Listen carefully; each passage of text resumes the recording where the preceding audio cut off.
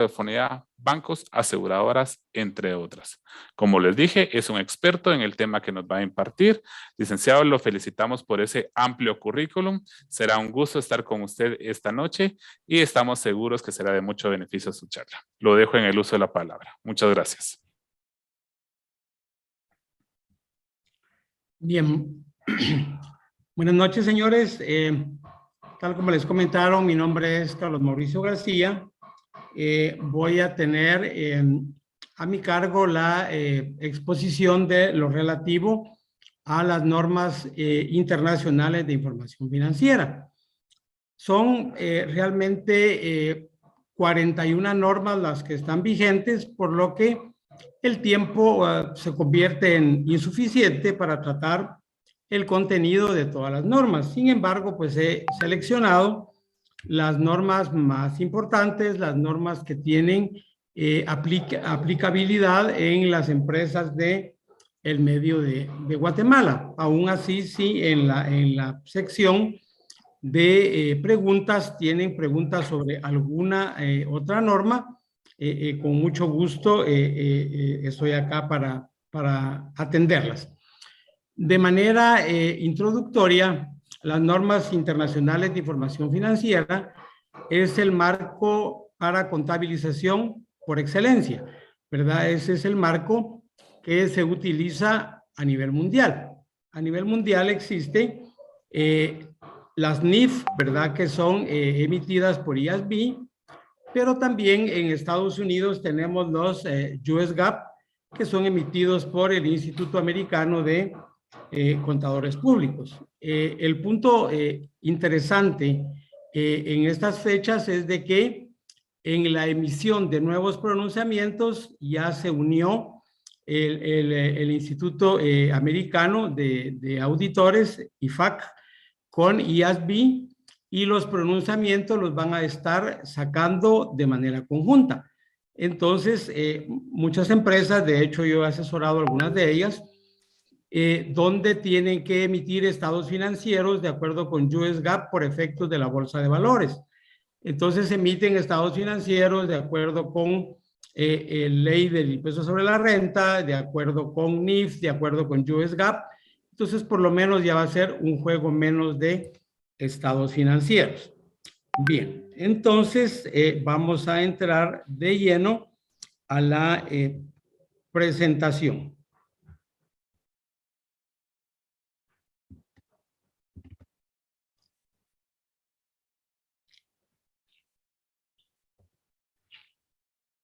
Bien, entonces tenemos, como les mencionaba, las normas internacionales de información financiera, que es el marco más importante a nivel internacional.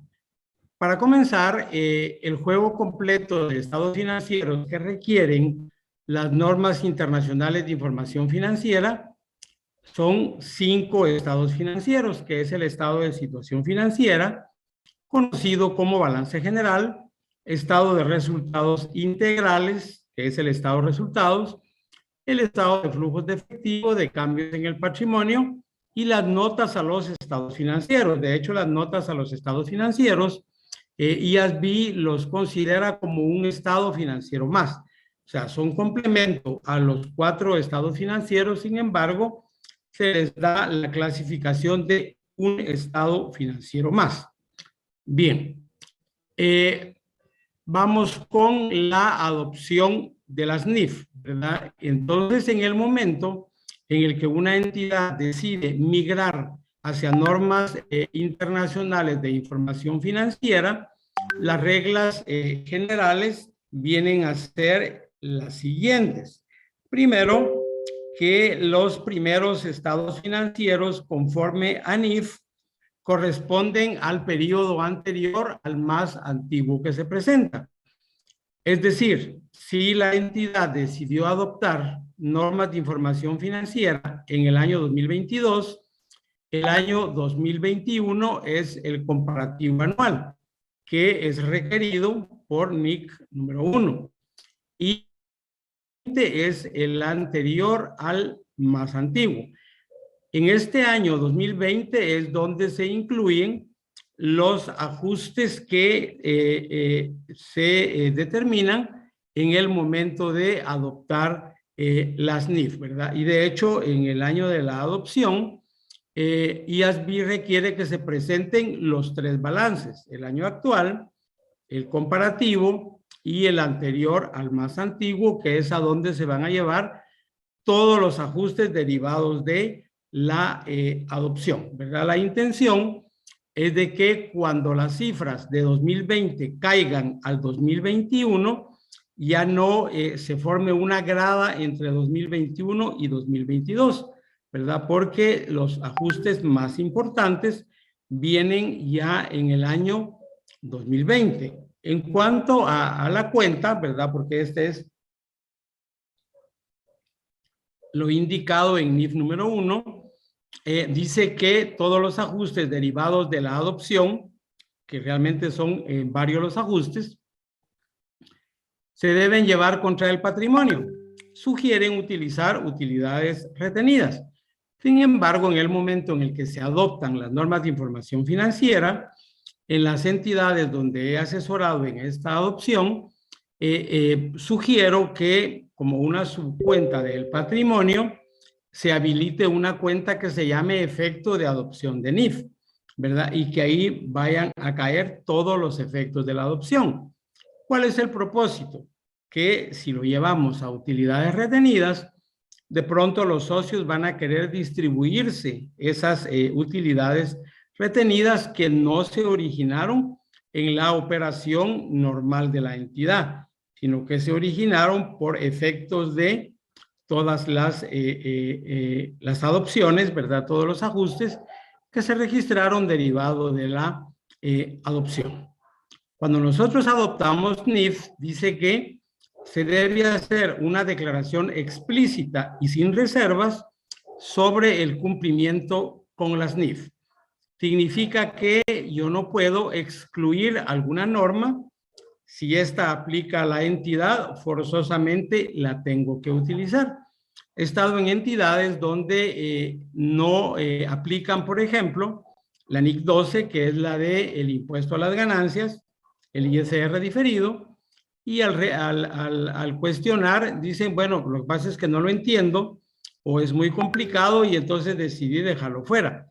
Eso no lo puedo hacer, ¿verdad? Tengo que adoptarlas de manera explícita y sin reservas. Obviamente no todas las normas le aplican a todas las empresas. Hay normas específicas, como por ejemplo la NIF 6, que es para minas y canteras, la 41, que es para agricultura, la de aseguradoras, que es la NIF 4. Entonces, no todas le aplican a todas las entidades. Siempre hablando de la adopción de las NIF, la norma es muy clara. Todo eso está en NIF número 1. Dice que las políticas contables deben ser de acuerdo con NIF, tanto en el balance de apertura, que en el caso que vimos en la primera línea de esta diapositiva, sería el año 2020, como en todos los periodos que se presenten. Entonces, si la entidad tenía políticas contables que no están contempladas en NIF, simple y sencillamente no las puede utilizar. Ejemplo, la entidad quiere evaluar sus inventarios bajo el método LIFO o WEBS. Este método no es aceptado por NIC número 2. Entonces, no podemos hacerlo porque no es aceptado por las normas internacionales de información financiera. Tenemos que tener cuidado de que las políticas contables a adoptar en el momento de migrar hacia normas de información financiera tienen que estar forzosamente en alguna de las 41 normas que están vigentes. Y es la razón también por la que los bancos del sistema de Guatemala están ya prácticamente presentando el segundo año de estados financieros de acuerdo con NIF para bancos. Tuvieron que esperar a que saliera este nuevo marco de referencia especialmente por el registro de los intereses, ¿verdad? Que todos sabemos que de acuerdo al MIC, o sea, al Manual de Instrucciones Contables, los intereses se registran de acuerdo con el percibido modificado. O sea, en el momento en el que esos intereses llegan a las cajas del banco. Y esto no es aceptado por NIF, que requiere solamente el método del devengado. Entonces, el primer punto importante es de que las políticas contables deben estar de acuerdo con NIF, tanto en el balance de apertura, que es el del año anterior a el más antiguo, como en todos los periodos que se presenten de hacia adelante en el tiempo. El primer punto de esa diapositiva es muy importante y se refiere a las estimaciones contables. Dice NIF número 1 que las estimaciones contables serán coherentes con las estimaciones anteriores después de realizar los ajustes para reflejar cualquier diferencia en políticas contables, a menos que se tenga evidencia que esas estimaciones fueron erróneas. Realmente la mayor cantidad de trabajo en la adopción de NIF es la aplicación de las estimaciones contables. Ejemplo, la depreciación de propiedad, planta y equipo, la entidad decidió como política contable depreciar por el método lineal o el método de línea recta. Esa es la política contable. Pero para que esta política contable funcione, tiene que tener una estimación contable. ¿Cuál es esta estimación contable? Es la vida útil estimada del bien. Entonces, de acuerdo con el decreto 10/2012, si era la base anterior de contabilidad que tenía la entidad, la maquinaria, por ejemplo, la estaban depreciando por línea recta. Entonces ahí la política no cambió, pero el tiempo en que la estaban depreciando es en 5 años. En el momento de adoptar NIF, no van a ser 5 años.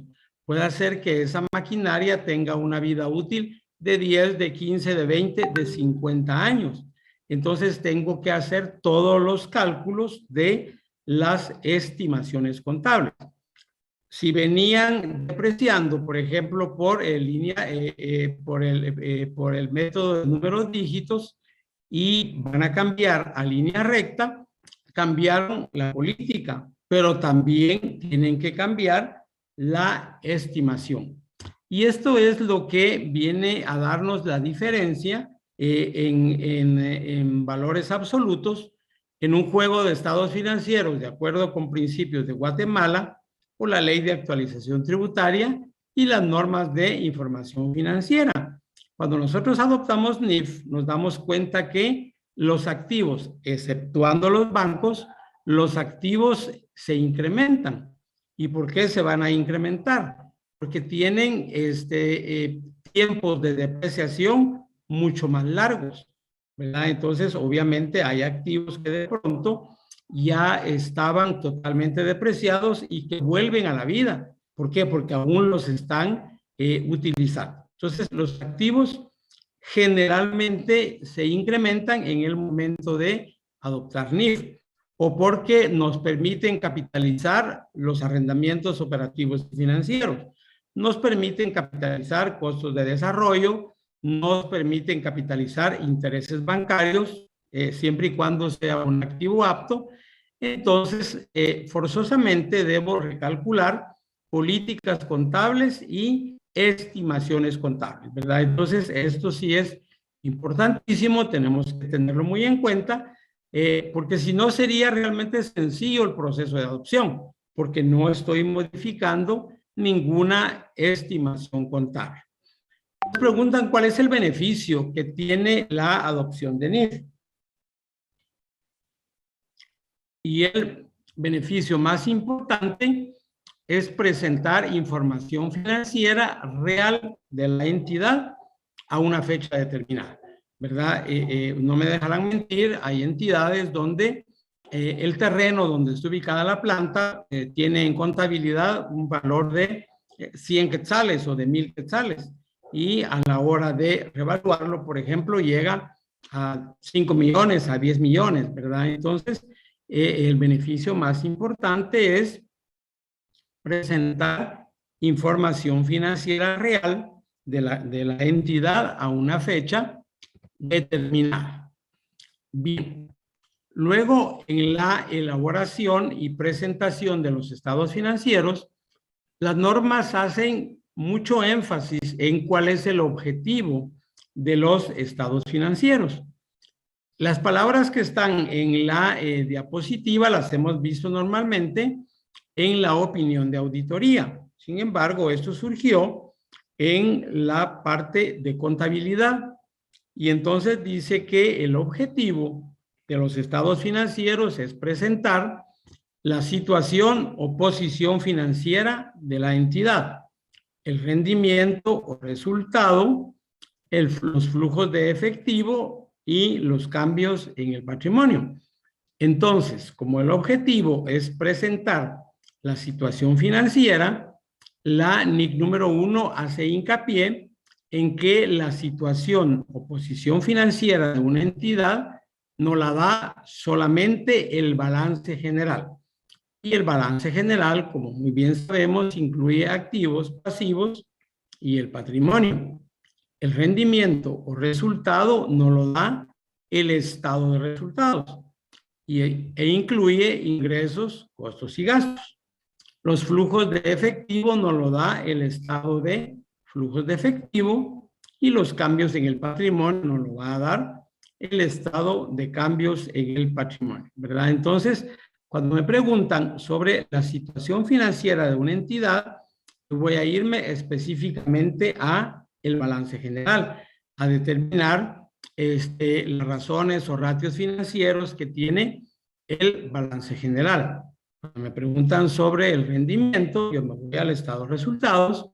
Los flujos, que acá pues es más sencillo, ¿verdad? Nos lo da el flujo de efectivo y los cambios en el patrimonio, que nos lo va a dar el estado de cambios en el patrimonio.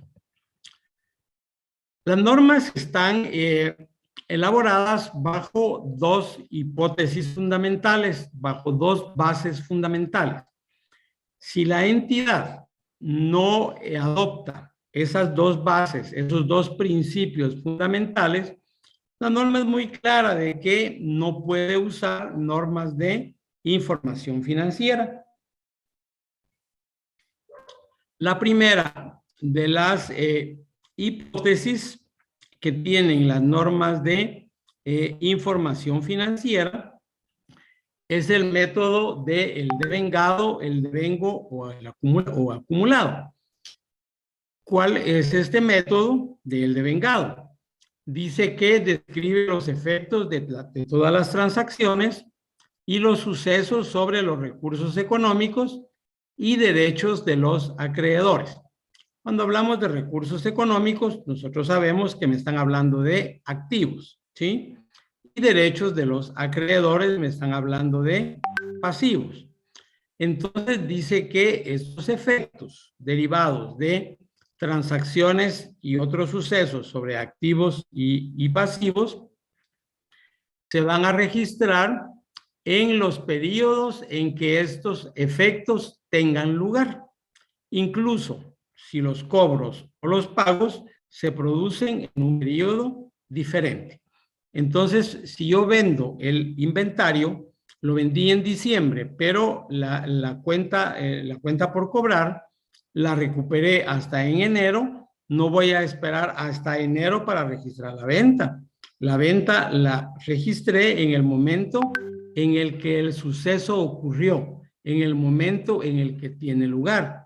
Incluso podría no tener una factura de por medio, porque la emisión de la factura es lo que da origen a la transacción en la base fiscal, pero en la base financiera no.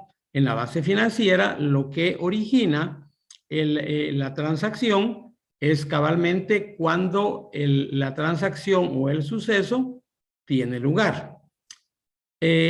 Dice con negrilla porque es un agregado personal de que, de acuerdo con NIF, las transacciones se registran cuando ocurren, independientemente del cobro o del pago. Y debe cumplir con 5 condicionantes. Estas 5 condicionantes las tenemos en la NIF número 15, que es la de ingresos provenientes de contratos con clientes. Sin embargo, estas 5 condicionantes las puedo resumir en 2, que es transferencia de dominio y transferencia de riesgo. Si yo vengo y me dedico a la venta de teléfonos celulares, por ejemplo, y yo le entregué al cliente el teléfono celular, ¿qué fue lo que hice? Transferí el dominio. Pero en adición a eso, yo le digo al cliente, si le pasa algo al teléfono celular, es su responsabilidad, no la mía. ¿Qué fue lo que hice? Transferir el riesgo, ¿verdad? Entonces acá las transacciones se van a registrar cuando ocurren, independientemente si tienen o no tienen la factura de por medio. Obviamente yo voy a estar atento a esa factura para no provocarle contingencias a la compañía, ¿verdad? De que pueda llegar una auditoría de parte del SAT y que si es un gasto, por ejemplo, me lo consideren un gasto no deducible. Sin embargo, lo que sí tenemos que tener claro es de que en NIF las transacciones se registran cuando ocurren. No importa cuándo se cobran, ni importa cuándo se pague, ¿verdad? Tiene que darse la transferencia a dominio y la transferencia a riesgo. Entonces, normalmente no estamos acostumbrados a hacer este tipo de análisis. Cuando nosotros registramos la partida de ingresos o la partida de ventas, lo que hacemos es tomar el reporte de facturación y eso lo llevamos a la póliza de ventas e incluso a la del costo. Y no me detengo a pensar si ese producto se entregó todo, porque podría ser de que se hicieran ventas el último día del mes o del año, en el peor de los casos, a un cliente y que ya no se le pudo entregar el producto.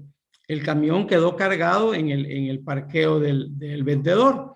Esa no es una venta, ¿verdad? ¿Por qué? Porque no se dio la transferencia a dominio y la transferencia a riesgo.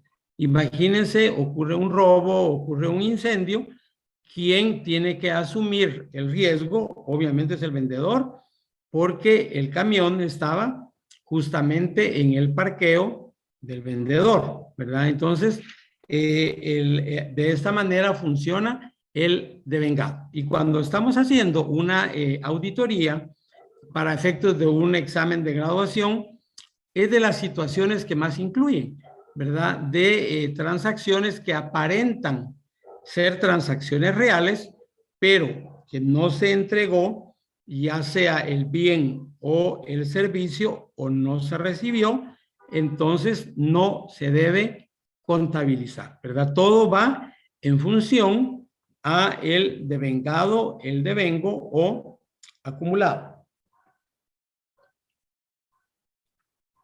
El otro principio o la otra hipótesis es la de empresa en funcionamiento, negocio en marcha o going concern.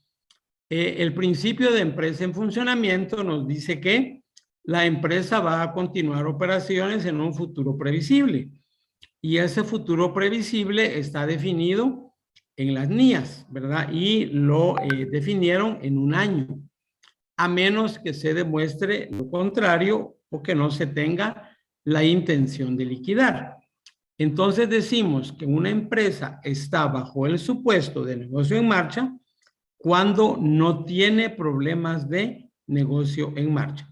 Entonces la misma NIC número 1 dice que si la entidad tiene un problema de empresa en funcionamiento, un problema de quiebra o de una inminente quiebra, ya no puede utilizar normas de información financiera. Ya no puede, por ejemplo, clasificar sus activos en corriente, no corriente, sino dice claramente que se debe tomar otro marco de referencia, que en este caso vendrían a ser los estados financieros en liquidación. Entonces, el solo hecho de que yo como contador, como financiero, como auditor interno, como auditor externo, esté firmando estados financieros de acuerdo con NIF, le estoy dando a entender al lector que la compañía va a estar viva por lo menos un año más. Si la compañía no está viva ese año más, en un momento dado, si yo no lo revelé en notas a los estados financieros o cambié la estructura de los mismos, podría tener incluso un problema de tipo legal. Entonces, para poder adoptar normas de información financiera, yo tengo que estar muy claro en que la compañía tiene que cumplir con el devengado y con la empresa en funcionamiento. Bien. Luego nos da los conceptos de lo que son activos, pasivos, patrimonio, ingresos y gastos. Todos los conceptos en normas de información financiera tienen un enunciado principal y una condicionante. Por curiosidad, tomen cualquier concepto de cualquiera de las 41 normas que están vigentes y tiene el enunciado principal y la condicionante. Por ejemplo, en los activos. ¿Qué es un activo? Dice que es un recurso económico presente controlado por la entidad. O sea, la entidad tiene el control de ese activo, que es resultado de sucesos pasados. Y luego viene la condicionante. Dice que tiene el potencial de proporcionar beneficios económicos futuros. Entonces, en el momento de adoptar NIF, lo primero que tengo que determinar es si ese activo me está dando o me va a dar el beneficio económico futuro, si tiene el potencial de darme ese beneficio económico futuro, que es la condicionante. Porque si no me va a dar ese beneficio económico futuro, obviamente esto va a ser un gasto en lugar de ser un activo. Y entonces cuando los despachos de auditoría externa llegan a hacer la auditoría, prácticamente es de los primeros procedimientos, determinar si está dando ese beneficio económico.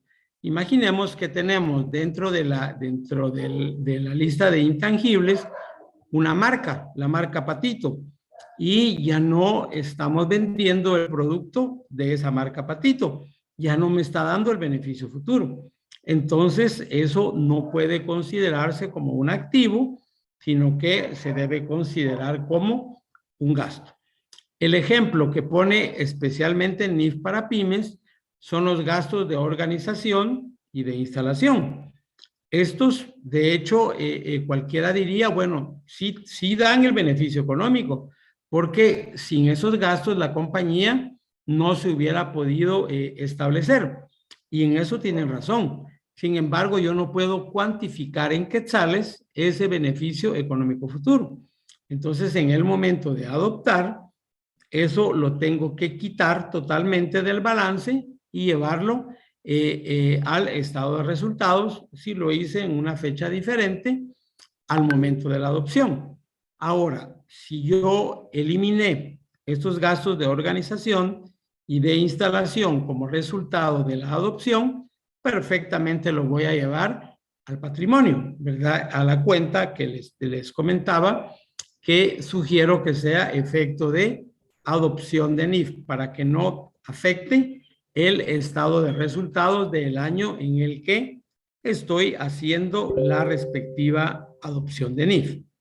Esos son entonces los activos.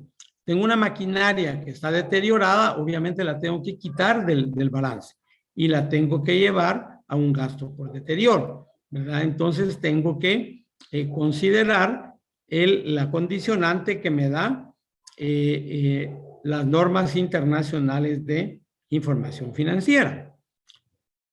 Los pasivos, dice que son obligaciones presentes de la entidad de transferir un recurso económico, ¿verdad? Entonces la entidad está obligada a transferir un recurso económico.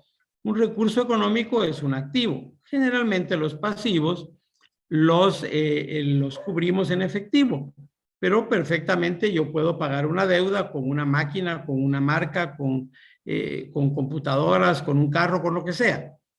Pero dice que la obligación es transferir ese recurso económico y que se dio como resultado de sucesos pasados. Entonces, la condicionante es de que la entidad en un futuro tiene que trasladar el recurso económico, o sea, tiene que trasladar el activo. O sea que si la entidad no va a pagar un saldo que tiene registrado como pasivo, lo tiene que eliminar del balance. Ya no va a ser un pasivo, sino que va a ser un ingreso. Acá los dos ejemplos que tenemos son las deudas comerciales vencidas de acuerdo con el Código Civil. El Código Civil de Guatemala dice que después de 2 años de que no hay ninguna acción de cobro, prácticamente la deuda prescribe. Y si la entidad quiere, la paga, si no, no la paga, ¿verdad? Entonces, si decide no pagarla, obviamente hay que eliminarla del balance. Y lo otro que da lugar a mucha discusión es la provisión para indemnizaciones. La provisión para indemnizaciones, si la están pagando, si la política es que la entidad tiene indemnización universal, ese sí es un pasivo. ¿Por qué? Porque en el futuro la entidad va a tener que pagar esa indemnización, incluso si el empleado se muere. Pero ¿qué pasa si están provisionando la indemnización de acuerdo con el Código de Trabajo? La indemnización, de acuerdo con el Código de Trabajo, no cumple con esta condicionante. No voy a transferir en el futuro efectivo o algún otro activo. ¿Por qué razón? Porque el Código de Trabajo dice que se le debe pagar indemnización a los empleados que se despida por causa injustificada o por muerte, siempre y cuando esa muerte no sea cubierta por el Seguro Social. Entonces, las entidades registran la provisión para indemnizaciones porque les da la oportunidad de reportarlo como un gasto deducible. Pero nosotros sabemos que esa provisión para indemnizaciones es una bola de nieve que crece y crece y crece y no hay manera de bajarla, ¿verdad? ¿Por qué? Porque lamentablemente muchas entidades cuando quieren que ya no esté un empleado, un colaborador en la entidad, le buscan la forma, ¿verdad? Con tal de no pagar esa indemnización. Entonces, nunca voy a eliminar ese pasivo.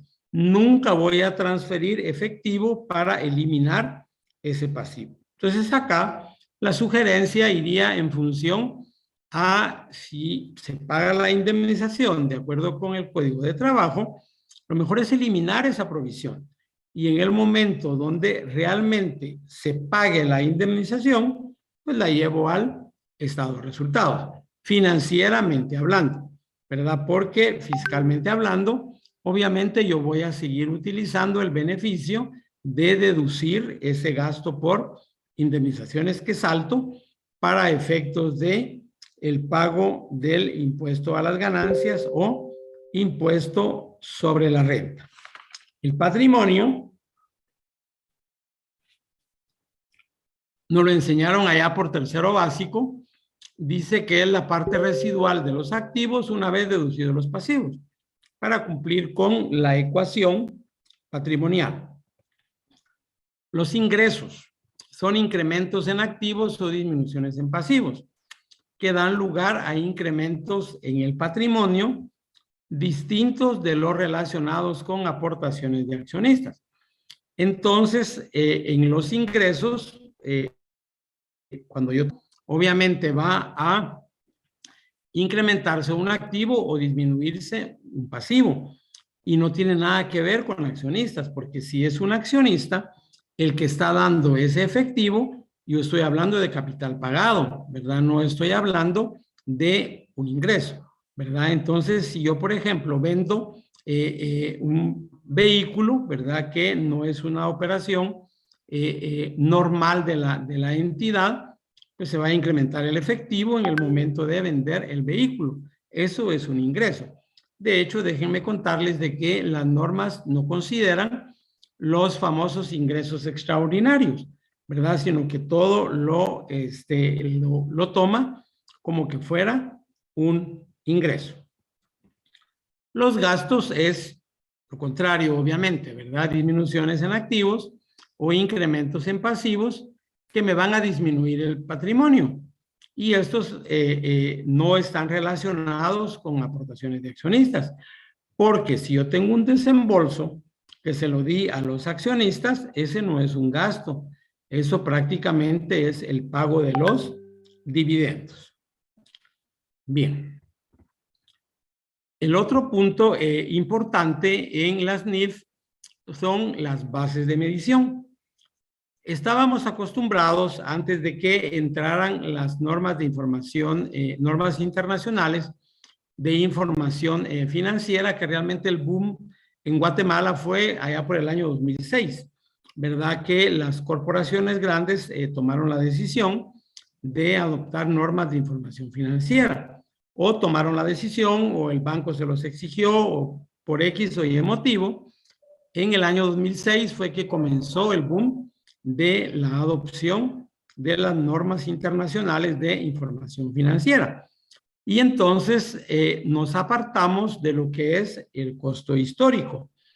El costo histórico lo seguimos utilizando en NIF, ¿verdad? Pero entonces dice que el costo histórico en los activos es el valor de los costos que se incurrieron en la adquisición o la contraprestación, que comprende el costo histórico, la contraprestación pagada, o sea, el efectivo que pagué o algún otro activo que haya entregado para adquirir este otro activo, ¿verdad? Y este costo histórico, que son los costos incurridos en la adquisición, no refleja cambios en valores. ¿A qué se refiere con que no refleja cambios en valores? Que no lo voy a actualizar, por ejemplo, por el valor razonable, que es el valor del activo en el mercado, ¿verdad? Entonces, el costo histórico se queda detenido en el tiempo. Desembolsé 100 quetzales por este activo, por este vehículo, y se va a quedar registrado por los 100 quetzales que fueron los costos que se incurrieron en la adquisición o en la creación. Pero también tengo los pasivos. El costo histórico de un pasivo es la contraprestación recibida para incurrir o tomarlo menos los costos de la transacción. En el costo del pasivo me dieron un préstamo bancario, y entonces la plata que yo recibí es la que voy a pagar, ¿verdad? Entonces a eso se refiere el costo histórico, que se sigue utilizando en la mayoría de normas. De hecho, en casi todas se utiliza el costo histórico en la medición inicial. Posteriormente es que ese costo histórico comienza a variar. Entonces, las bases de medición prácticamente son dos grupos los que tenemos de costo. Primero tenemos el costo histórico, que es el de la fecha de la transacción, y luego tenemos el valor corriente. Son solo dos: el costo histórico y el valor corriente. En el caso del valor corriente, se utiliza información actualizada para reflejar las condiciones en la fecha de la medición. Es lo contrario del costo histórico, que no tiene variaciones por fluctuaciones en el mercado, por ejemplo. En cambio, el valor corriente es un costo que se va actualizando por condiciones existentes en el mercado. El valor corriente se subdivide en valor razonable, valor en uso, valor de cumplimiento y costo corriente, ¿verdad? Estos son parte del valor corriente. Entonces, los costos prácticamente son dos: el costo histórico y el valor corriente. El costo histórico no se actualiza por fluctuaciones en el mercado. El valor corriente sí. Y este valor corriente tiene una división adicional, que es el valor razonable, valor en uso para el caso de los activos, valor de cumplimiento para los pasivos y el costo corriente. Yo puedo utilizar los diferentes tipos de costo, el costo histórico y los 4 que están en esta pantalla, en la misma entidad, solo que los debo utilizar a nivel de grupos de activos, ¿verdad? No puedo hacerlo por transacción, sino tiene que ser por grupos de activos. Bien. Dentro de las divisiones de valor corriente tenemos primero el valor razonable. El valor razonable dice que es el precio que yo recibiría por vender el activo o que se pagaría por transferir el pasivo. Esto debe ser una transacción ordenada entre participantes de mercado en la fecha de la medición. ¿Por qué me habla de una transacción ordenada? Porque si la entidad está liquidando sus activos, entonces acá obviamente se va a ver influenciada por la necesidad que tiene del efectivo. Y entonces ese valor razonable va a estar bastante abajo de el valor razonable que tiene el mercado. Entonces el valor razonable, tenemos una norma específica que es BIF 13 de valor razonable. Y algo que tenemos que tener muy claro con el valor razonable, que es el precio de mercado concretamente, ese valor razonable no lo pone la entidad. El valor razonable lo pone el mercado. No es el valor por el que yo quiero vender el activo. Es el valor que me pagarían por vender el activo, ¿verdad? Entonces no va en función a lo que la entidad quiera, sino va en función a lo que prevalece en el mercado en la fecha en que estoy haciendo esta medición. Este valor razonable se utiliza bastante en todo lo que son instrumentos financieros, en agricultura, en activos fijos. Son varias las normas donde utilizamos el valor razonable, que es la primera subdivisión del valor corriente. Tenemos el valor en uso. El valor en uso dice que es el valor presente de los flujos de efectivo o de otros beneficios que la entidad espera obtener del uso del activo y de su disposición final. Ese valor en uso aplica solamente para los activos. ¿Y cuál es el valor en uso? Yo voy a proyectar los ingresos que me va a generar ese activo y con una fórmula de matemática financiera de valor presente o valor actual, voy a traer todos esos flujos al día de hoy, ¿verdad? Entonces, este es su valor en uso. ¿Dónde realmente utilizamos este valor en uso? Lo utilizamos en el momento de calcular el deterioro de los activos, porque si el valor en uso está con variaciones en el valor razonable, pues de eso depende cuánto voy a registrarle por deterioro, ¿verdad? Entonces, si el valor en uso es 100, por ejemplo, y el valor razonable es 110, obviamente voy a dejarlo registrado por 100, que es lo más que el activo me podría generar. El valor en uso es el valor presente de los flujos que va a generar el activo durante toda su vida útil. Esto se aplica incluso en la norma 41 de agricultura, ¿verdad? En el caso, por ejemplo, de los animales que son sementales, si yo no tengo un mercado activo para determinar el valor razonable, voy a determinar el valor en uso. Y es preguntarle, por ejemplo, al agrónomo de la finca cuántas crías puede engendrar el animal, y entonces todo eso lo voy a traer con una fórmula de matemática financiera a el día de hoy, ¿verdad? Entonces, este es el valor en uso, que es la segunda clasificación del valor corriente. El valor de cumplimiento, aplica para los pasivos, ¿verdad? Es el valor presente de los flujos de efectivo, igual, ¿verdad? O de otros beneficios económicos que la entidad se va a ver obligada a transferir a medida que va pagando el pasivo, ¿verdad? Entonces, el valor en uso de los activos son todos los flujos que me va a generar el activo. El valor de cumplimiento que aplica para pasivos son todos los flujos que yo voy a tener que pagar para poder liquidar ese pasivo. Y el costo corriente, que es la última clasificación, es el costo equivalente en la fecha de la medición, que comprende la contraprestación que se pagaría más los costos de la transacción. es el costo equivalente del mismo activo, ¿verdad? Yo tengo un activo, necesito saber cuánto es el costo equivalente o el costo de sustitución al día de hoy. Esto es el costo corriente. En el caso de un pasivo, es la contraprestación que se recibiría para el pasivo equivalente.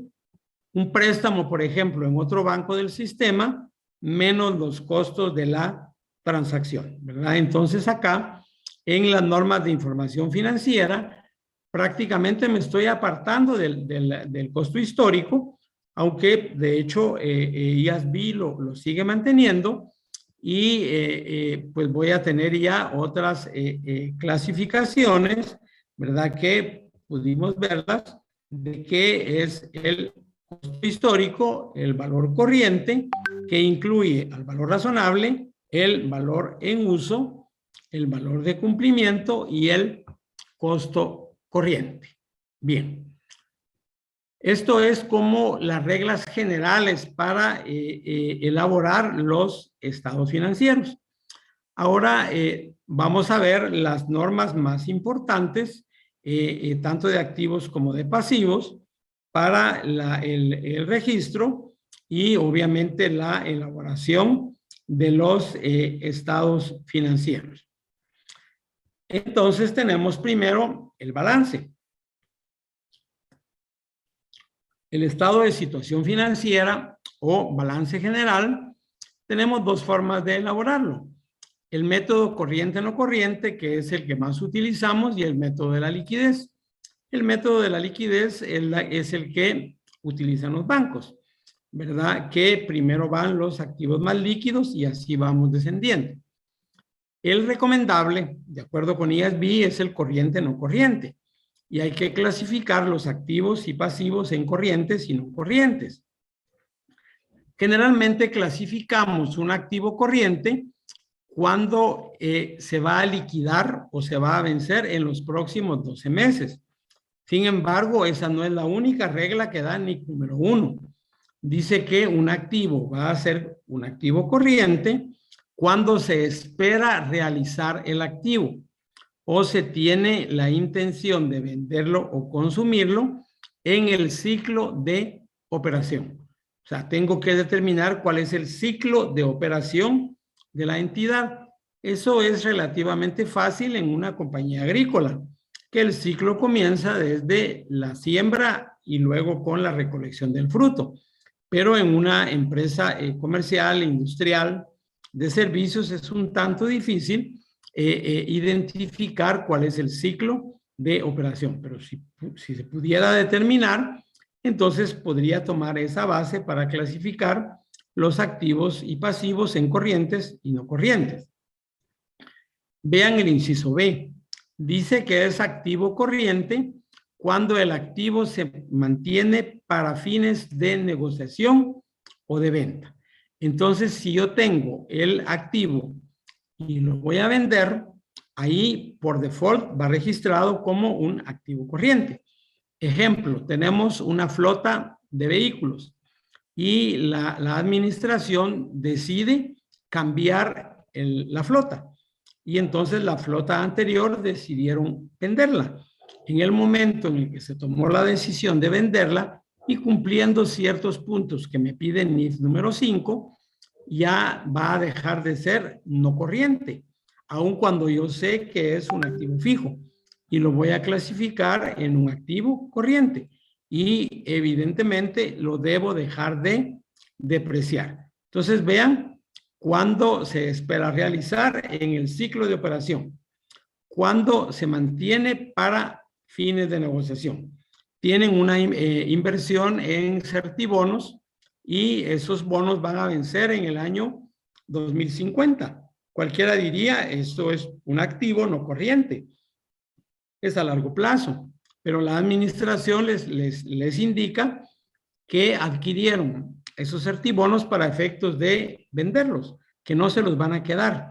Entonces, aun cuando venzan en el 2050, estos van a ir clasificados como activos corrientes. Y luego viene el de los 12 meses, que es la tercera regla y la que nosotros utilizamos casi que por default. Y es cuando se espera realizar el activo en los 12 meses siguientes después del periodo sobre el que se informa, o sea, el periodo sobre la fecha en que estoy elaborando los estados financieros. Y cuando es efectivo o equivalente de efectivo, por default es un activo corriente. Y todos los demás se clasifican como no corrientes. Entonces, todas las cuentas, exceptuando el efectivo y los inventarios, que esos son para venderlos, pueden ir en los dos grupos, en corriente y no corriente. Puedo tener inversiones en el activo corriente y en el no corriente. Préstamos bancarios en el corriente y en el no corriente.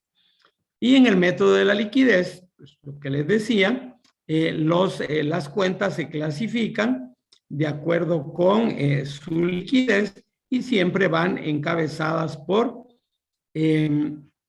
las disponibilidades. El otro estado financiero es el estado de resultados integrales. Y esto incluye el resultado del periodo y el otro resultado integral. Dice que debe presentar las secciones, resultado del periodo, que es el estado financiero como lo conocemos, el tradicional estado de resultados, el otro resultado integral total y el resultado integral del periodo, que es la sumatoria del resultado más el otro resultado integral. Tenemos un tanto de problema a la hora de definir qué transacciones voy a dejar incluidas en el otro resultado integral. Cuando la norma recién salió al mercado, decía que yo iba a registrar en el otro resultado integral transacciones que no tenían nada que ver con el giro normal de operaciones o que fueran transacciones con accionistas. Ahora eso lo eliminó la norma y entonces solo me dice que en el otro resultado integral voy a registrar transacciones que no se reconocen en el periodo, en el resultado del periodo, que se incluye en el otro resultado integral, cuando revalúo activos fijos, tanto en el momento de la revaluación como cuando amortizo ese superávit por revaluación. Cuando yo revalúo, obviamente voy a incrementar el resultado integral total. Y a partir del año siguiente, cuando comienzo a amortizar ese superávit, eso obviamente va disminuyendo el ORI u otro resultado integral. Las nuevas mediciones de los planes de beneficios definidos. Y estos son los beneficios a empleados. Cuando se utiliza cálculo actuarial, que básicamente es en los planes de pensiones y jubilaciones, las variaciones en los cálculos del actuario se llevan directamente a el otro resultado integral, no al estado de resultados. Ganancias y pérdidas por conversión de estados financieros de un negocio en el extranjero. Acá es cuando ustedes tienen una inversión en acciones de una compañía en el extranjero.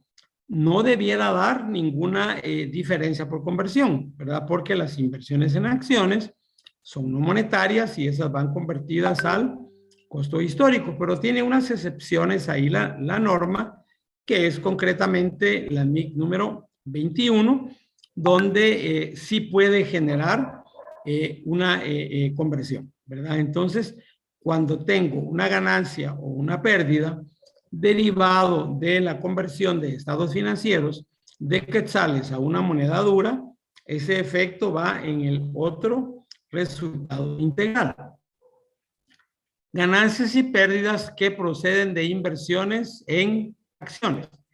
Y estas es cuando esas inversiones en acciones son medidas al valor razonable con cambios en el otro resultado integral. La norma explica exactamente cuándo voy a utilizar este modelo, ¿verdad? De evaluar las inversiones en acciones al valor razonable con cambios en el ORI.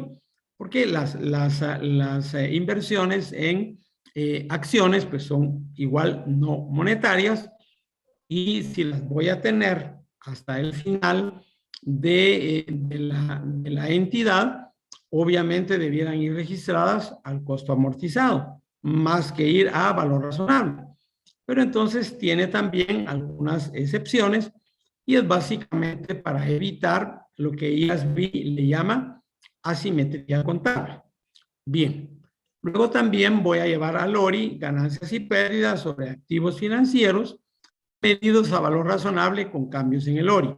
Viene una diapositiva adelante donde explico con un poquito de más detalle estos activos financieros.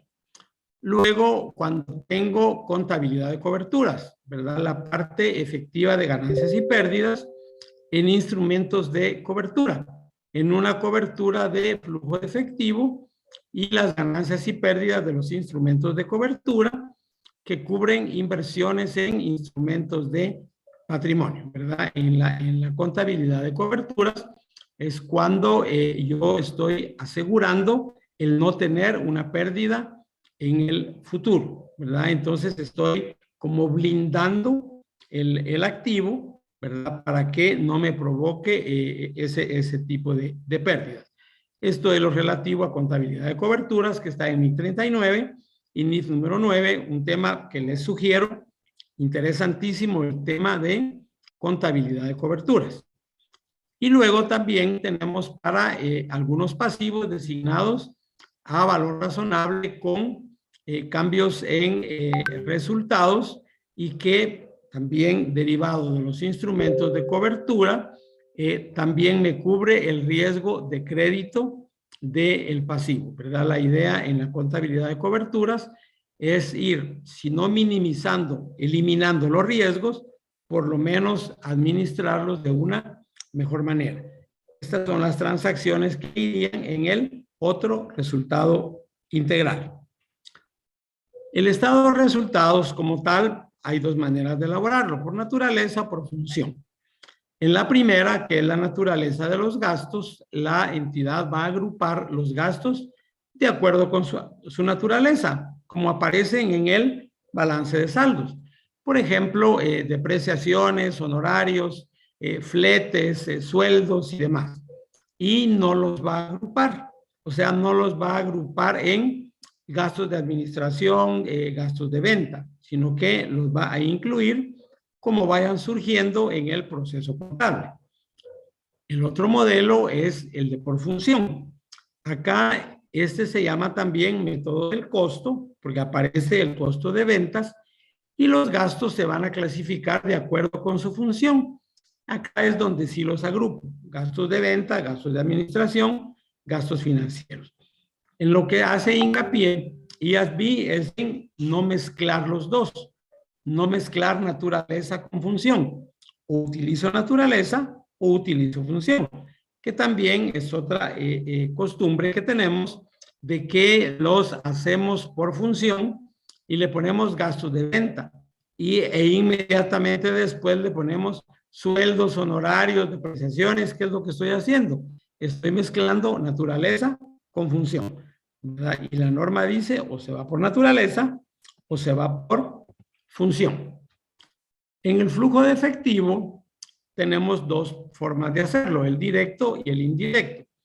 El método directo es el que sugiere IASB. En este método directo tengo flujos reales de efectivo, ¿verdad? Voy a tener el dato de cuánto le cobré a los clientes, cuánto le pagué a proveedores, a empleados, y en el método indirecto lo voy a sacar solamente por variaciones. Y el resultado del periodo lo voy a ajustar con las estimaciones contables, que son las transacciones que no requirieron efectivo. La información sobre flujos de efectivo es vital en cualquier entidad. Proporciona a los usuarios una base para que se evalúe la capacidad para generar el efectivo y los equivalentes y las necesidades que pueda tener la entidad para flujos de efectivo. De hecho, como les comentaban al inicio, yo he dado la capacitación de Full NIF y la de NIF para bancos, prácticamente en todos los bancos del sistema financiero de Guatemala. Y la recomendación que se les hace es que le pongan mucho énfasis al flujo de efectivo, ¿verdad? Porque si tienen las actividades de operación en negativo, si no generaron flujos en la operación, ¿con qué van a pagar el préstamo? Ya por default ese préstamo debiera estar denegado, ¿verdad? Pero obviamente yo tengo que ir analizando las actividades de operación, de inversión y de financiamiento. Acá, ¿qué es una empresa óptima a la hora de analizarle el flujo de efectivo? Una empresa óptima, estable, sólida, madura, es cuando las actividades de operación están en positivo. Significa que generó los fondos suficientes para cubrir la operación.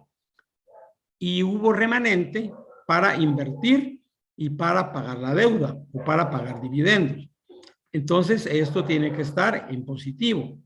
La de inversión en negativo significa que se aplicaron fondos para invertir en inversiones en valores, en acciones, activos fijos, y en financiamiento en negativo porque se aplicaron fondos, ¿verdad? Se pagó la deuda que tenía la entidad. Entonces tenemos que tener mucho cuidado con ese comportamiento. Las actividades de operación debieran estar en positivo, inversión y financiamiento en negativo. Hay algunas entidades que tienen las actividades de financiamiento en negativo y no significa que estén mal o que estén cobrando.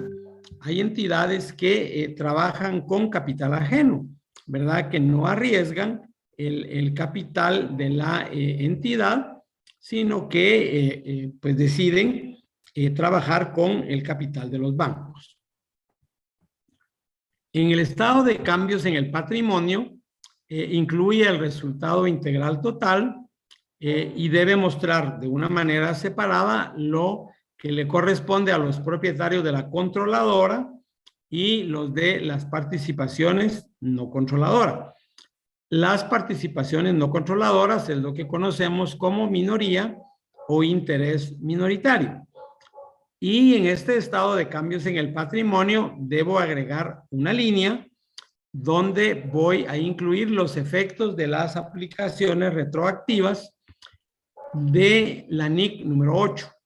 Y concretamente es cuando hay un cambio en una política contable o un error material de años anteriores.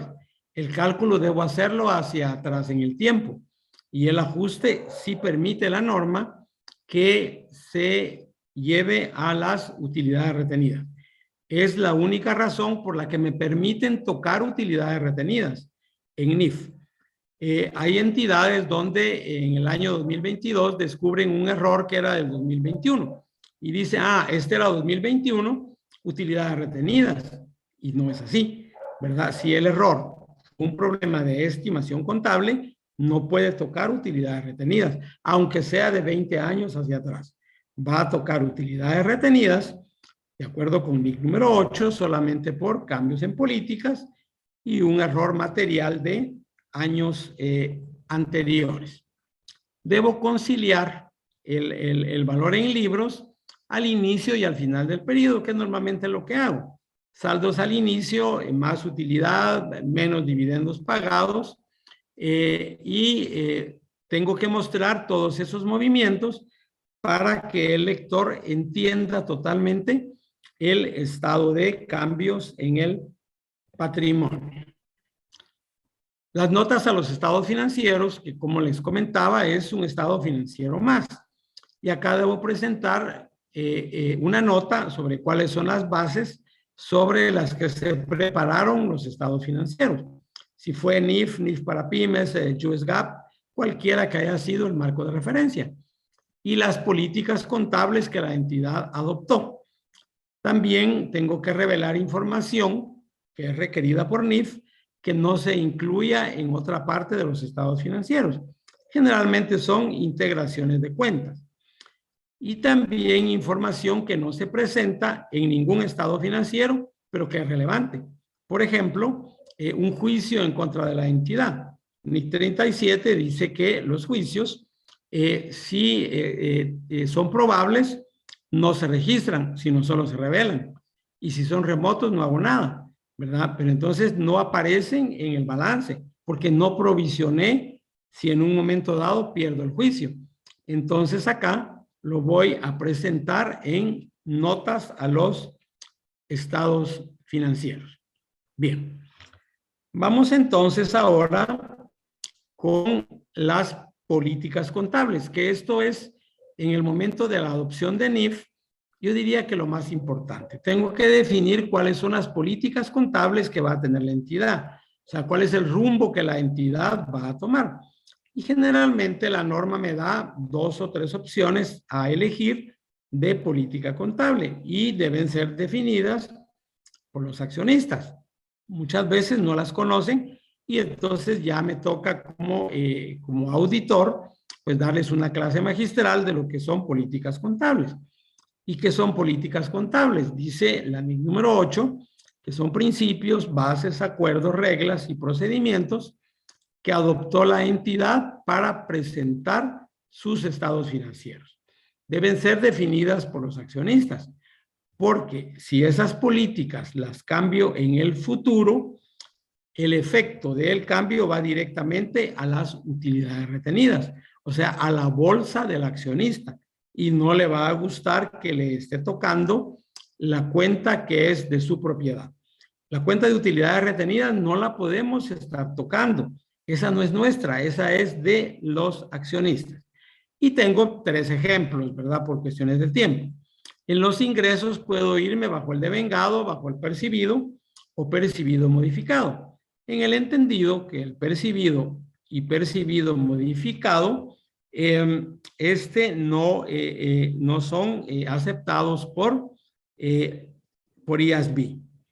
En la evaluación de los inventarios, puedo irme por FIFO o PEPS, promedio ponderado, minorista, estándar o identificación específica, y que no puedo adoptar UEPS o LIFO porque no es aceptado por IASB. Las inversiones en acciones que pueden ir bajo el método del costo y de participación. Bien. Entonces, esto es lo relativo a las políticas contables, ¿verdad? ¿Y por qué las tengo que definir? Para que el procedimiento no esté a discreción de quien esté contabilizando, sino que sea de acuerdo con las directrices de la administración. Bien. Luego tenemos las estimaciones contables, que era lo que les comentaba. Muchas de las partidas de los estados financieros no pueden ser medidas con precisión, sino solamente estimadas. Por ejemplo, la depreciación. La vida útil me dijeron que eran 20 años, pero así como me dijeron que eran 20, podían ser 30 o podían ser 10. Entonces, está todo sobre una base estimada. Y dice que es el registro del dato estimado en ausencia del dato real.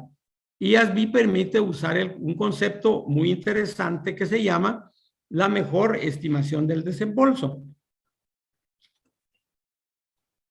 Y esto está en la NIC número 37. ¿Qué son las estimaciones contables? Son herramientas que se utilizan para que funcione la política. Por ejemplo, una vida útil, un plazo, un porcentaje o un valor absoluto. El ejemplo que les ponía de las depreciaciones. La política es método de línea recta. La estimación es 20 años. La provisión de incobrables. La política es mediante un porcentaje, por ejemplo. La estimación es 5%, 8%, 1%.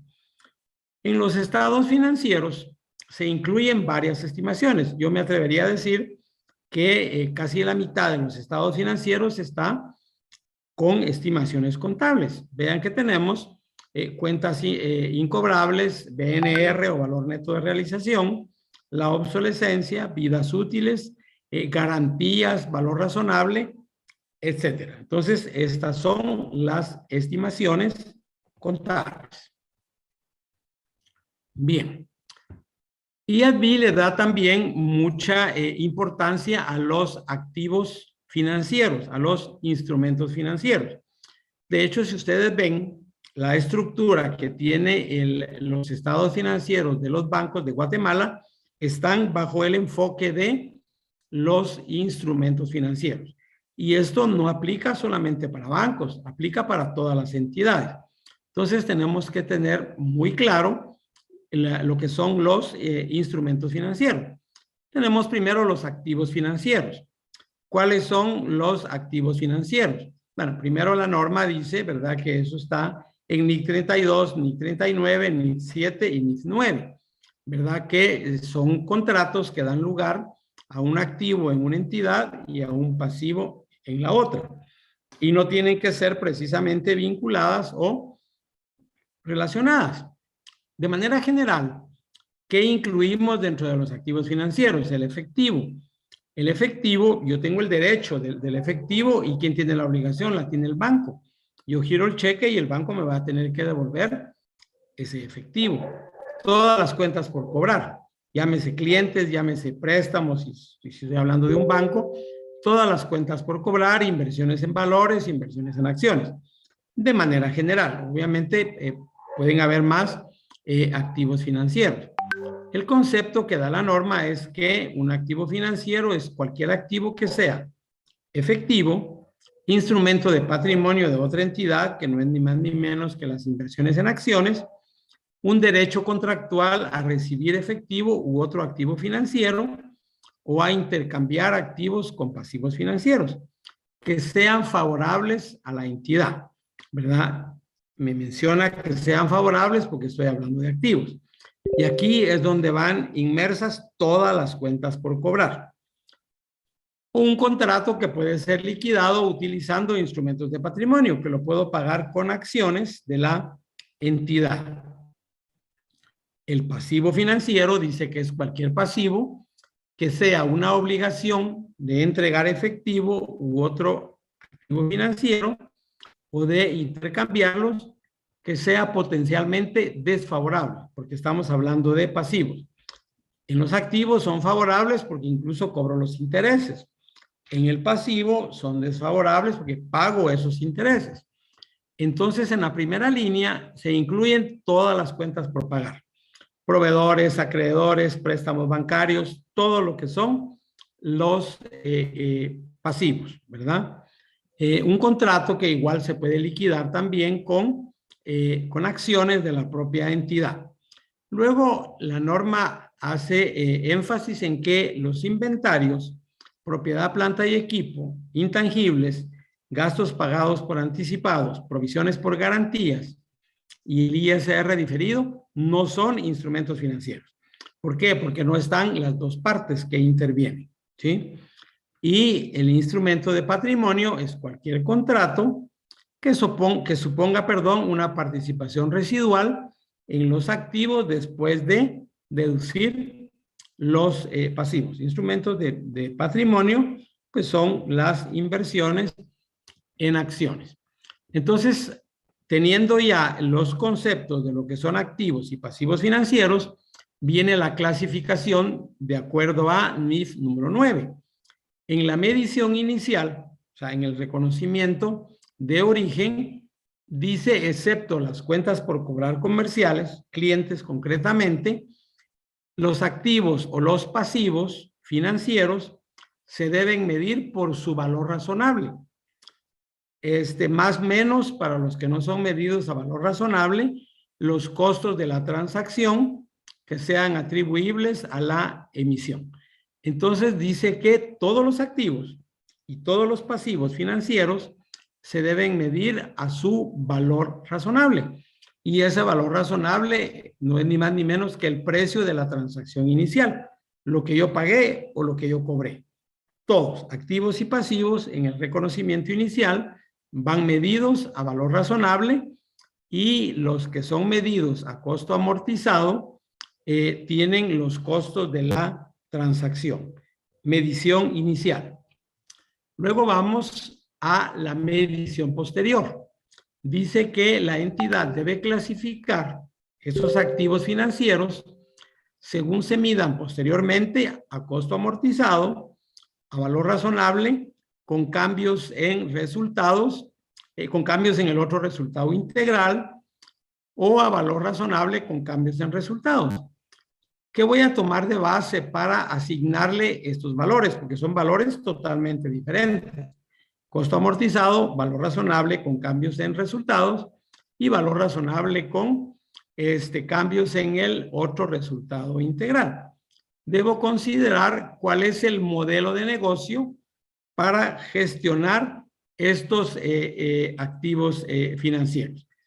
Cuando me habla de el modelo de negocio es cuál es la intención de la entidad. Si la intención, si estamos hablando, por ejemplo, de una inversión en valores, el modelo de negocio sería qué va a hacer la entidad con esa inversión. ¿Se la va a quedar para obtener los intereses? ¿La va a vender? ¿O no sabe qué va a hacer con esa inversión? A eso se refiere el modelo de negocio. O sea, la intención que tenga la entidad con ese activo financiero. Acá estoy hablando solamente de activos financieros. Y también debo tomar en cuenta las características de los flujos de efectivo de ese activo financiero. Si mi intención es solo recibir los intereses mensualmente, estos se van a quedar registrados al costo amortizado, ¿verdad? Que viene en las diapositivas siguientes. Entonces, en el reconocimiento inicial, ojo con ello, tanto los activos como los pasivos financieros se miden al valor razonable, que es el precio de la transacción. En la medición posterior, los activos se van a medir o al costo amortizado o a valor razonable con cambios en resultados o a valor razonable con cambios en el ORI, atendiendo dos premisas fundamentales: el modelo de negocio, o sea, qué voy a hacer con el activo, y las características de los flujos de efectivo. Si la plata va a regresar vía el rendimiento del activo o vía la venta de este activo. Bien, tengo primero el costo amortizado. Para el costo amortizado dice que se debe utilizar cuando se cumplan las dos condiciones siguientes. El activo se mantiene dentro de un modelo de negocio cuyo objetivo es mantener los activos para obtener los flujos de efectivo contractuales. Entonces, si seguimos hablando de una inversión en valores, el modelo de negocio es de que yo me voy a quedar con esa inversión para obtener los intereses.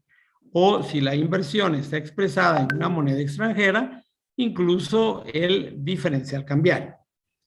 Esas condiciones contractuales dan lugar a que al finalizar el mes, aquí dice fechas específicas, van a ir flujos de efectivo que son para pagos del principal e intereses, ¿verdad? Entonces, mi intención no es venderlo.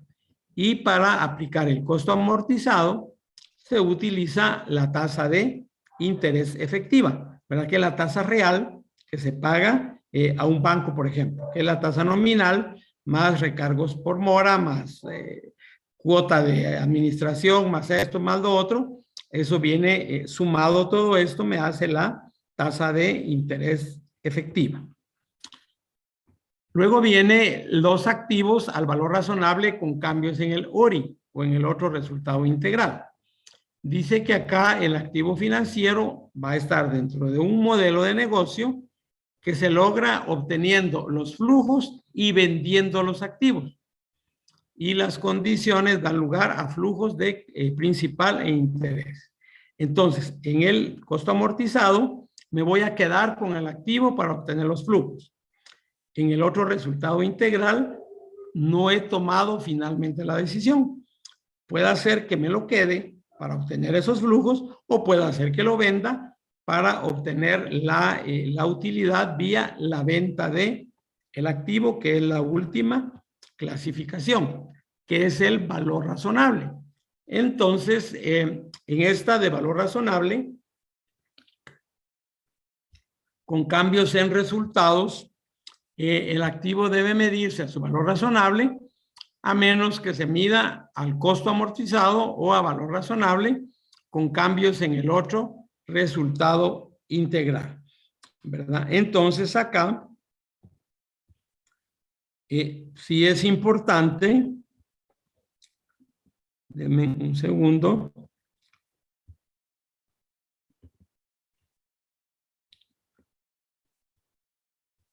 Sí es importante acá en el valor razonable olvidé ponerlo acá. Voy a agregarlo. Valor razonable con cambios en resultados. Entonces, para resumirlo, voy a ponerlo acá con mayúsculas que los activos financieros que se evalúan valor razonable con cambios en resultados, la intención de la administración es vender el activo. Entonces, ya no, mi intención no es obtener los flujos. La medición al valor razonable con cambios en el ORI no se tiene definida la intención. Y en el primero, que es el costo amortizado, acá la intención es quedarse, es mantener el activo.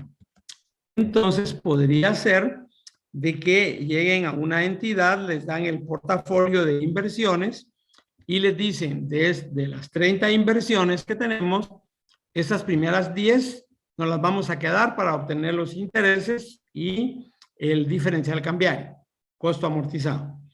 Estas otras 10 las vamos a vender, valor razonable con cambios en resultados. Y estas otras 10 no sabemos qué es lo que vamos a hacer finalmente. Valor razonable con cambios en el otro resultado integral. ¿Quién define esto? Esto lo tiene que definir la administración, ¿verdad? Porque si yo voy a definirlo como contador o como financiero y la intención no era esa, podría tener algún problema interno en la entidad. Lo correcto es de que tenga un documento escrito donde me diga cuál es la intención que tienen con los instrumentos financieros. Y los pasivos financieros, todos se van a medir al costo amortizado, con algunas excepciones. ¿Por qué al costo amortizado? Porque yo voy a tener que pagar, cuando llegue el vencimiento, el valor de la deuda, ¿verdad? Y obviamente los intereses que la deuda generó. Esas son, es la condicionante para el costo amortizado. Bien. Inventarios es la otra cuenta importante. Dice que los inventarios se deben medir al costo o al valor neto realizable, el menor de los dos. Y esta no es una alternativa donde yo pueda decir, me voy a quedar o al costo o al BNR. Acá tengo que aplicar la regla y es una regla de oro. Entonces dice que todos los inventarios se deben evaluar al costo o BNR, el menor de los dos. Tengo un pequeño ejemplo para que lo entendamos. Este ítem del inventario tiene un costo histórico de 100 quetzales. El valor razonable, que es el valor que le aparece en las listas de precios de venta, es de 110. Pero tiene gastos futuros, que en este caso serían 20 quetzales. Esos gastos futuros es el flete, la comisión del vendedor, el empaque, y entonces tengo que comparar los dos datos, costo o BNR, ¿verdad? Entonces, el valor razonable es 100. Si le quito los gastos futuros, este me va a quedar en 90. Entonces, voy a tener un gasto por BNR por 10 quetzales. Y rebajo de una vez el valor del inventario. Digo gasto por BNR contra el inventario por los 10 quetzales. Al momento de bajarle, porque lo estoy abonando, estos 10 quetzales, el inventario me va a quedar valuado en el menor de los dos, que son 90. El costo histórico, lo que desembolsé por ese inventario, eran 100. Sin embargo, tengo que aplicar forzosamente esta regla.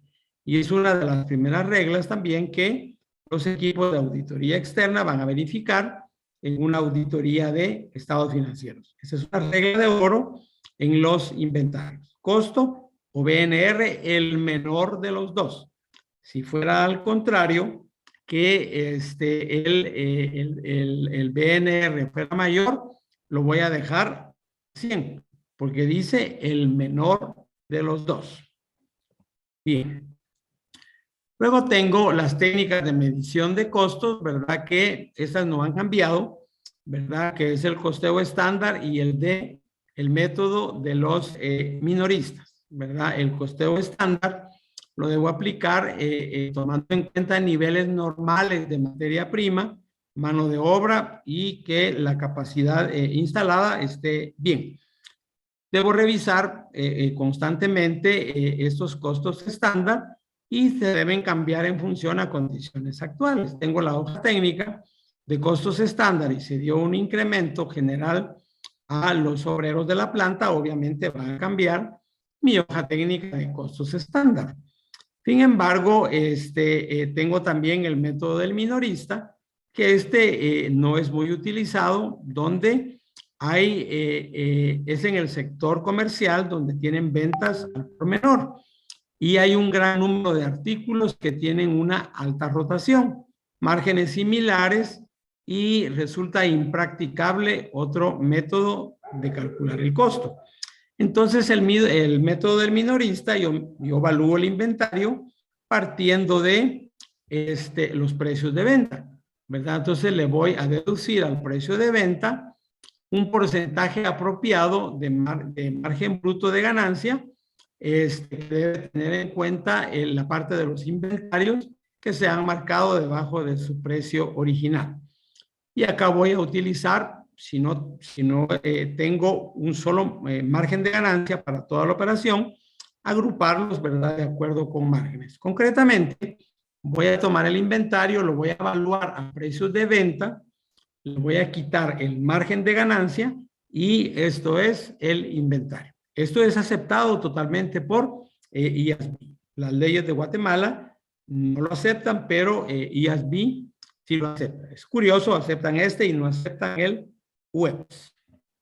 Y en las fórmulas de cálculo del costo, ¿verdad? Dice que el costo de los inventarios que no son intercambiables o que son inventarios para proyectos específicos, se va a determinar a través del método de identificación específica.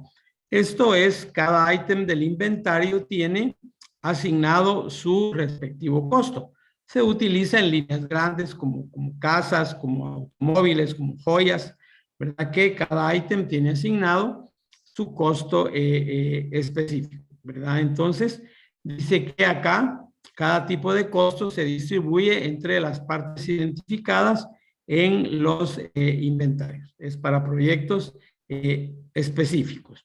Sin embargo, hace la aclaración que resulta inadecuada cuando hay un gran número de productos que son habitualmente intercambiables, ¿verdad? Entonces, luego tenemos que en estas circunstancias, el método para seleccionar qué productos individuales van a permanecer en la existencia final podría ser usada para obtener efectos predeterminados para que yo vea más o menos cómo va a quedar el inventario al cierre del periodo. Y luego tengo las últimas dos, ¿verdad? Que es la de, son modelos diferentes a los anteriores, que tenemos primero el FIFO por sus siglas en inglés y el promedio ponderado, que es el que utiliza la mayoría de entidades. Sí es importante mencionarles de que una entidad puede utilizar la misma fórmula de costo para todos los inventarios que tengan naturaleza y usos similares. Pero inventarios con naturaleza o uso diferente, puedo utilizar diferentes fórmulas de costo. Por ejemplo, yo puedo tener las materias primas evaluadas a PEPS y el producto terminado lo puedo tener evaluado al promedio ponderado, por ejemplo. Pero tiene que ser el grupo completo, ¿verdad? No la materia prima A, el promedio ponderado, la materia prima B, identificación específica. Tiene que ser el grupo completo del inventario. Bien. La otra es la de propiedad, planta y equipo. Acá en propiedad, planta y equipo, dice que son activos que la entidad tiene para su uso en la producción y en su servicio para arrendarlos a terceros o para propósitos administrativos. Y se espera usar durante más de un periodo. Este también es otro error que cometemos frecuentemente en el marco de información financiera de NIF, porque hay 4 reglas para que el activo yo lo pueda registrar como tal. Primero, para registrar un activo como tal, tiene que darme los beneficios económicos futuros. Si no me va a dar el beneficio económico futuro, no voy a registrarlo como un activo. El costo se debe medir de manera fiable. Vean la tercera, se espera usar durante más de un año. O sea que si yo tengo un activo fijo que voy a utilizar los 6 meses, no importa el monto, pero como no va a estar en uso durante más de un año, ese no es activo, ese es un gasto, ¿verdad? Y frecuentemente no lo ajustan los despachos de auditoría externa. Y el último es de que cumpla con la política de capitalización, que eso depende de cada entidad. Dice, yo voy a registrar activos por compras mayores o iguales a 10,000 quetzales. Entonces, la persona encargada del registro de los activos fijos debe tener este checklist, ¿verdad? Y con una que no cumpla, ese ya no es un activo fijo. Entonces, las 4 condicionantes, primero es que tenga los beneficios económicos futuros. Luego, que se pueda medir el costo de manera fiable, que lo vaya a usar durante más de un año y que cumpla con la política de capitalización. Acá yo me puedo ir por el modelo del costo o por el modelo de la revaluación. En el modelo del costo va a ser el costo histórico, obviamente, menos la depreciación y el deterioro acumulado. Y en la revaluación, que perfectamente lo acepta IASB, puede medirse siempre que el dato se pueda estimar de manera fiable. La revaluación es evaluar los activos a valor razonable, siempre que pueda medirse con fiabilidad. Deben revaluarse todos los elementos que pertenezcan a la misma clase de activos. Si yo voy a revaluar los edificios, tienen que ser todos los edificios. Y las revaluaciones tienen que hacerse con suficiente regularidad para que estén muy cerca de su valor razonable. Y la norma sugiere que sea cada 1, cada 3 o cada 5 años, dependiendo de las fluctuaciones de valor. Normalmente nos vamos a el intermedio, que es cada 3 años. En los activos fijos, la depreciación, la regla general es la vida útil. Ese no es un método de depreciación, es la regla general y esta debe revisarse cada año. Tenemos 3 métodos, que esto vendrían a ser las políticas contables, que es el método lineal o línea recta, que es el más usado, y voy a depreciar por medio de un valor constante a lo largo de la vida útil. En el de unidades producidas, que lo que voy a tener es un factor que lo voy a calcular en función a el total que espero producir. Y ese factor lo voy a ir multiplicando por la producción real. Y el de amortización decreciente o números dígitos, al inicio de la vida útil del activo voy a tener una depreciación más alta. Y esta va descendiendo con el tiempo. Se va a compensar al final de la vida útil con los gastos por reparaciones y mantenimiento. Entonces, al inicio, una depreciación alta porque los gastos por reparaciones son bajos. Y al final, una depreciación baja porque los gastos por reparaciones son altos, ¿verdad? Porque ya pasó la vida útil del activo. Entonces, de la formulita, seguramente se acuerdan, ponemos, si son 5 años, pues ya los ponemos a la inversa, ¿verdad? 5, 4, 3, 2, 1 y el denominador en la sumatoria de todos, ¿verdad? Y ahí voy determinando el porcentaje de depreciación. Las inversiones en acciones, tengo el método de participación donde utilizo la influencia significativa. La influencia significativa es la capacidad de influir en las decisiones. ¿De qué manera se va a evidenciar? Estoy en el consejo de administración, participo en la fijación de políticas, hay transacciones importantes entre la entidad y la participada, intercambio de personal directivo y el suministro de información esencial, ¿verdad? Entonces, a esto se refiere la influencia significativa. Entonces, tenemos la influencia significativa, se adquiere con un poder de voto arriba del 20% y hasta un 50%, porque si pasa del 50%, eso ya es consolidación, y si baja del 20% ya es el modelo del costo. Acá lo registro por el método de participación. El registro inicial es al costo histórico y luego la inversión va fluctuando con los movimientos de la asociada. Bien, entonces tengo los intangibles así muy rápidamente, ¿verdad? Porque ya son las 45, ¿verdad? Estos son activos que no tienen apariencia física, pero que sí dan el beneficio económico futuro. Tienen los ejemplos acá, es el software, listado de clientes, la plusvalía comprada, que es el crédito mercantil, marcas, patentes, franquicias y derechos de autor. El pasivo, que esto es importante, es una obligación que surge en el pasado y para cancelarla, la entidad se debe desprender de beneficios económicos. Si no la voy a pagar en el futuro, deja de ser un pasivo. Y la provisión dice que es un pasivo, solo que tiene incertidumbre en cuanto a su cuantía y al vencimiento.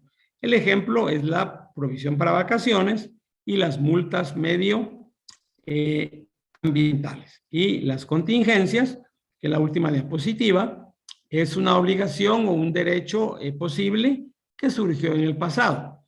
Una contingencia generalmente es una demanda a favor o en contra de la entidad.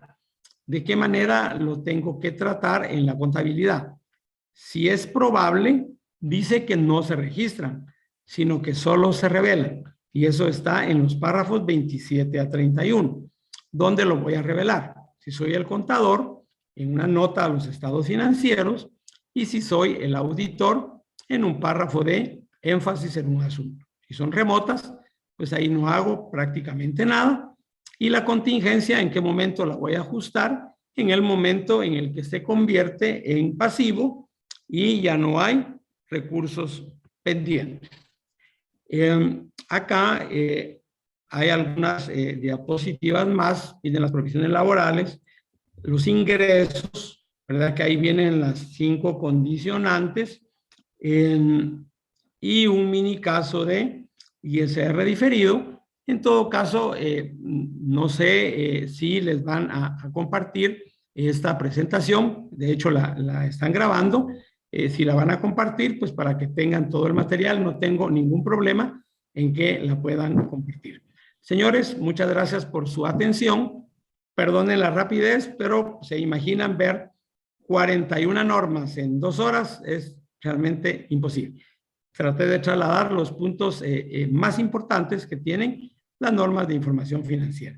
Muchas gracias por la invitación que me hicieron por parte de MAPA, los participantes que estuvieron, y si tienen dudas, por favor, pueden plantearlas en este momento.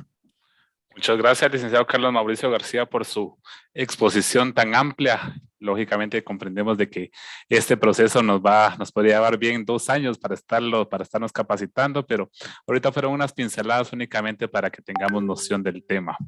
Con todo gusto a los compañeros que nos están escribiendo que debemos dar un curso específicamente eso, lo vamos a estar programando y vamos a invitar al licenciado Carlos Mauricio García para que vea si podemos acoplarnos a su agenda. En este momento tenemos chat de preguntas, no sé, hasta el momento no hay ninguna, pero nos pueden hacerlas. Tenemos unos 5 minutos para estar respondiendo a preguntas.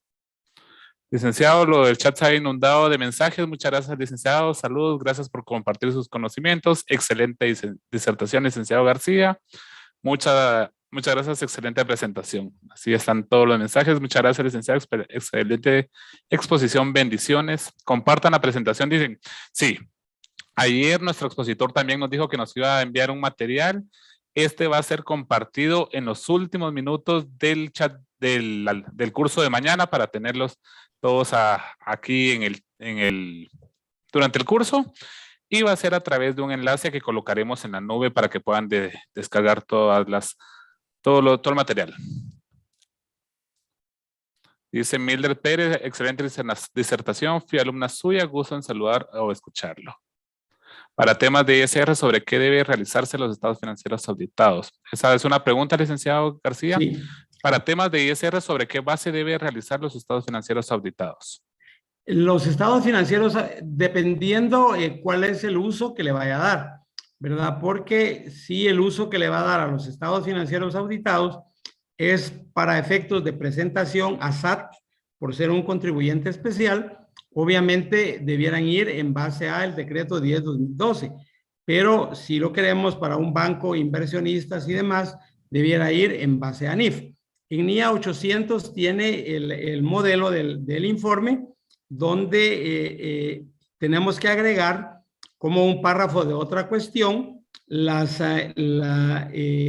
indicando que hay otro juego en base a la ley y en el de la ley que hay otro juego en base a NIF. Depende del uso que le quiera dar al informe auditado. Muchas gracias, licenciado, por su respuesta. Edwin Rodríguez dice, gracias, MAPA, por la oportunidad de compartir en temas tan interesantes. Es un gusto siempre estarles sirviendo, colegas y amigos, y aprovecho la oportunidad para nuevamente invitarlos a que participen en nuestro próximo seminario, el cual dará inicio el martes. Recuerdo, sesión 1 será presencial. Ok. Acá tiene una pregunta, dice una entidad exenta. ¿Cuál sería la aplicación de NIF? Le aplicarían las 40 normas y prácticamente la única que no le aplicaría sería la del ISR diferido, ¿verdad? Porque nunca va a tener la opción de el pago del impuesto a las ganancias, pero las otras 40 le aplican. Perfecto, gracias. Maynor Valdés también nos indica, ¿por qué no es necesario hacer el último estado financiero? Ok, tenemos 5 estados financieros, ¿verdad? Que ya se los mencioné. La NIC número 1 menciona un sexto balance. Ese sexto balance, que me imagino es al que se refiere, lo vamos a presentar solamente cuando hay un cambio en una política contable o un error material y voy a hacer la reexpresión retroactiva. Es la única razón donde tengo que hacer este sexto estado financiero. En todas las demás entidades va el juego completo, que sería los 5 estados financieros que están en el párrafo 10 de la NIC número 1. Gracias, licenciado. El licenciado R. Ruano nos indica, muchas gracias, MAPA. El licenciado García. Marlene Aquino nos pregunta, ¿una propiedad de inversión debe depreciarse o registrar deterioro? Ok, una propiedad de inversión no se deprecia de entrada. ¿Por qué no se deprecia? Porque estas están valuadas a valor razonable. Y entonces, al medirlas a valor razonable, por default, si el valor razonable cae, es porque la propiedad se deterioró. Entonces, no puedo evaluar a valor razonable y depreciarla, porque estaría castigando el activo 2 veces, ¿verdad? Entonces, no se le aplica ni depreciación ni se le aplica deterioro, porque el mismo valor razonable por default le está dando el deterioro de la propiedad. Gracias, licenciado. Para las personas que han tenido problema con registrar su existencia, ya sea hoy o los días anteriores, no se preocupen. El lunes estaremos publicando en la página de Facebook MAPA CPA el listado de las personas que tenemos registrados. Si en caso no estuviera su nombre, se comunican en el chat y estamos revisando la grabación y si ahí están, serán acreedores al diploma. No se preocupen por eso. Gracias, MAPA, estas capacitaciones. Excelentes, licenciado García. Si nos pudieran compartir el audio. Los invito a que sigan la página MAPA CPA en Facebook. Ahí está directamente esta transmisión y va a quedar a eterna memoria. Ok. Más preguntas. Solo perdone, para alguien que pedía información sobre las capacitaciones que imparto, por favor. Lo pueden hacer a mi teléfono 5735-5635. Repitiendo, 5735-5635. Sí. Para que lo vuelvan a apuntar, 5735-5635. Pueden hacer su acercamiento para sumarse a las capacitaciones que imparte el licenciado García. El link, por favor, déjenme, les coloco en este momento. Acabo de colocar en el chat el link para registrar su asistencia. Como les digo, no se preocupen por eso, que lo podemos arreglar después. Dediquémonos a las preguntas en estos momentos. No sé si hay más preguntas. Okay, creo que se nos agotaron las preguntas, licenciado García. De parte de... Permítame un momento, por favor.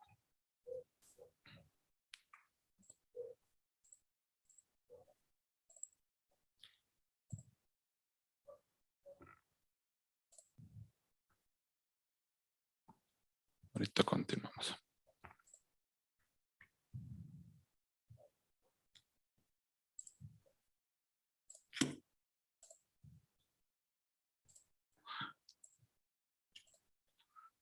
Licenciado García, de parte del Movimiento de Amigos Profesionales Agremiados CPA, le queremos hacer entrega del presente diploma, el cual dice: otorga el presente diploma de participación a licenciado Carlos Mauricio García por su participación como expositor en el Congreso Financiero y Tributario con el tema Implementación de NIF, el cual es firmado por el licenciado Henry Castillo Villatoro y su servidor Diego Ruano. Este se le hará llegar de forma física más adelante.